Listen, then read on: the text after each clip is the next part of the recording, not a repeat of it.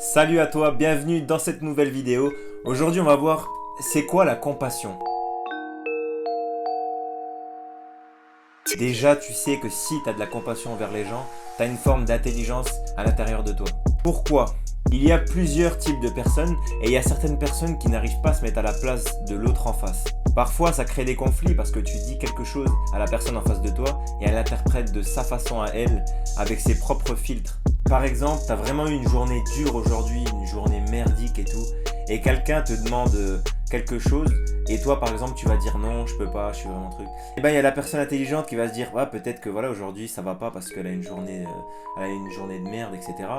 Ou t'as l'autre personne qui va dire ouais tu vois de toute façon je lui demande un truc, ça va jamais, etc. Et des fois ça peut créer des conflits. Si tu es face à quelqu'un qui n'a pas de compassion et que par exemple tu lui exposes un problème ou tu lui dis quelque chose qui ne va pas comprendre, et ben c'est pour ça en général que les gens jugent, parce qu'ils ne comprennent pas la personne en face. En fait, quand tu juges quelqu'un en face, c'est que tu te mets pas à sa place, que tu sais pas ce qui se passe, tu sais pas ce qu'elle traverse, etc. Donc tu juges par rapport à tes propres croyances. Et si toi un jour dans la rue t'es hyper heureux, hyper motivé, tu dis bonjour à quelqu'un qui te répond pas, et bah tout de suite tu vas juger la personne, alors que peut-être cette personne a eu un décès aujourd'hui et a vraiment le moral à zéro. Et c'est un peu ça pour te montrer l'image de la compassion, même si c'est vraiment un cas extrême que je viens de dire.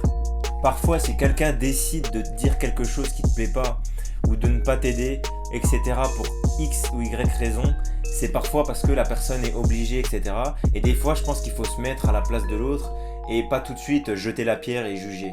On a tous des vies chargées, on a tous des situations différentes, on a tous des histoires différentes, des passés différents, etc. Donc on réagit pas tous aux mêmes émotions, tous aux mêmes événements. Avoir de la compassion, c'est traiter celui en face sans jugement et essayer de se mettre à la place des gens. Un exemple aussi, par exemple, de compassion, demain si tu passes devant un SDF, voilà, il y a le type de personne qui va un peu être triste de voir ça, et il y a l'autre personne qui va s'en foutre complètement. C'est une image pour te montrer un peu les différences, et on a tous un cerveau différent, on a tous un niveau de compassion différent aussi. Un autre exemple, si un ami à toi, tu lui demandes, voilà, est-ce que ce soir je peux passer chez toi, boire un verre, etc. et qui te dit non, pas vraiment, je suis fatigué, etc. Là, tu peux avoir deux types de réactions. La réaction de la compassion, de te dire peut-être qu'il a travaillé aujourd'hui, c'est pas grave, on fera ça la prochaine fois. Et le deuxième type où tu te mets pas du tout à sa place et tu te dis ouais voilà, il veut pas que je vienne, etc. Et tu choisis de le prendre mal.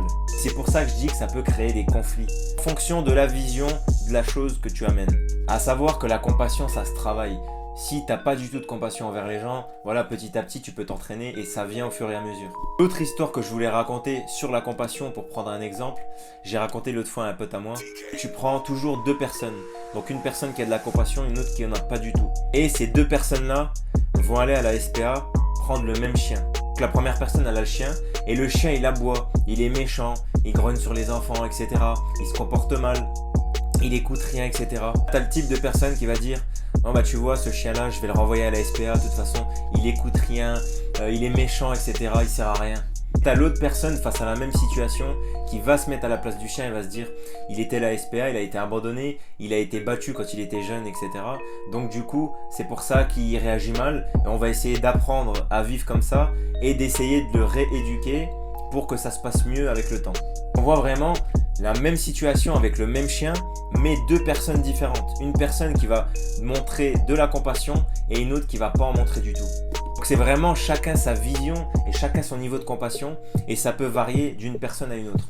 Et je trouve que dans les relations humaines, c'est vraiment important la compassion parce que ça permet d'avoir une certaine stabilité, de réussir à se projeter à la place de l'autre, de réussir à le comprendre plus facilement et d'être en harmonie avec les gens que t'aimes quand ils te disent non.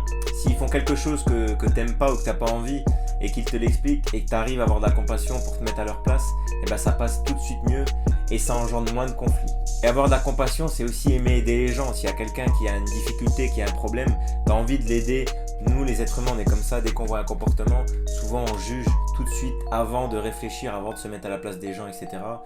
Et ça sert à rien à part nous mettre de la négativité partout. C'était une petite vidéo assez rapide, je t'invite à réfléchir à ton niveau de compassion. Abonne-toi, ce serait super. Et je te dis à très vite pour la prochaine vidéo. Ciao.